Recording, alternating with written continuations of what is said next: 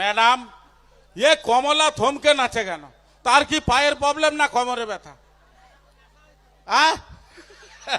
ওই বন্ধু বলছে তার নেশা হয়েছে ওই জন্য থমকি।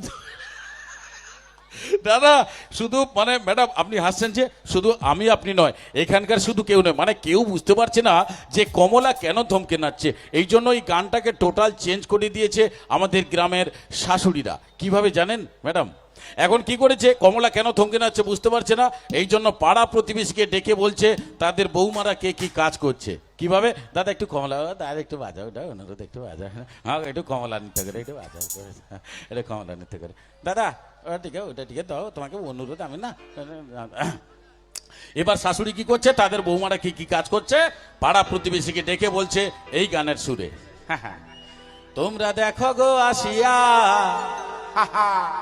আমার মেজ বউ বাটা বাটে চৌকিতে বসিয়া, তোমরা দেখো গো আসিয়া মেজ বউ বাটা বাটে চৌকিতে বসিয়া, আর ছোট বৌমা রান্না করে থাপড়ি কি বসিয়া, আমার ছোট বৌমা রান্না করে থাপড়ি কি বসিয়া গো, মেজ বউ মেজ বউ মেজ বউ বাটনা বাটে চৌকিতে বসিয়া, তোমরা দেখো গো আসিয়া মেজ বউ বাটনা বাটে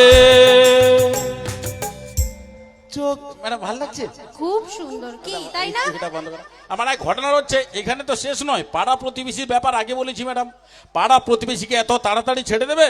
তারা বলছে আপনার মেজ বৌমা কাজ করছে, আপনার ছোট বৌমা কাজ করছে, আপনার বড় বৌমা কি বসে বসে খাচ্ছে? ম্যাডাম বলার কথা, বলবে কিনা বলুন? হ্যাঁ আপনি মহিলা মানে জানেন কোথায় কি খোঁচা দেওয়ার ব্যাপার থাকবে, এই জন্যই তো আপনাকে জিজ্ঞেস করছি। মানে মোটেই নয়, মানে আপনি মহিলা নয়? মহিলা, আচ্ছা, কিন্তু আচ্ছা। ওই ওই ওই ব্যাপারটা আচ্ছা আচ্ছা আচ্ছা, মানে পাড়া প্রতিবেশী। তখন শাশুড়ি মা বলছেন না আমার বড় বৌমাও কাজ করে। বলে বড় বৌমা কি কাজ করে? বলে বড় বৌমা ঘরের যত হাঁড়ি কুড়ি মেজে ফেললো তাড়াতাড়ি গো, ঘরের যত হাঁড়ি কুড়ি মেজে ফেললো তাড়াতাড়ি গো, আমি বৌমাদের কাজ দেখছি দুয়ারে বসিয়া, আমি বৌমাদের কাজ দেখছি দুয়ারে বসিয়া গো, মেজ বউ মেজ বউ মেজ বউ বাটনা বাটে চৌকিতে বসিয়া, তোমরা দেখো গো আসিয়া মেজ বউ বাটনা বাটে চৌকিতে বসিয়া। এটা ভালো লাগছে না? আর ভালো লাগলে এবার একটু হাতের তালি হবে অবশ্যই। আর যে সকল বৌদিরা হাতের তালি দিলেন না, এটা আমার কোনো অভিশাপ নয়, আমাদের ব্যান্ডের পক্ষ থেকে আশীর্বাদ। আপনারা জীবনে চৌকির উপরে বসে বাটনা বাটতে পারবেন না।